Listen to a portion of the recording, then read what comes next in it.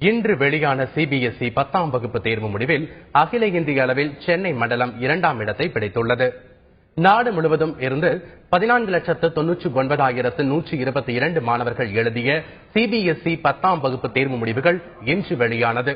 இதில் திருவனந்தபுரம் மண்டலம் 99.87% தேர்ச்சி பெற்று முதலிடம் பிடித்துள்ளது. சென்னை மண்டலத்தில் 1,62,252 பேர் தேர்வெழுதிய நிலையில் 99.69% தேர்ச்சியுடன் சென்னை மண்டலம் 2ஆம் இடம் பிடித்துள்ளது. சென்னையை பொறுத்தவரை மாணவர்கள் 99.62%, மாணவிகள் 99.79% தேர்ச்சி பெற்றுள்ளதாக சென்னை மண்டல சிபிஎஸ்இ அதிகாரி சீனிவாசன் தெரிவித்தார். தேர்வு முடிவுகளின்படி சென்னை மண்டலத்தில் தேர்ச்சி சதவீதம் 99.69 உள்ளது.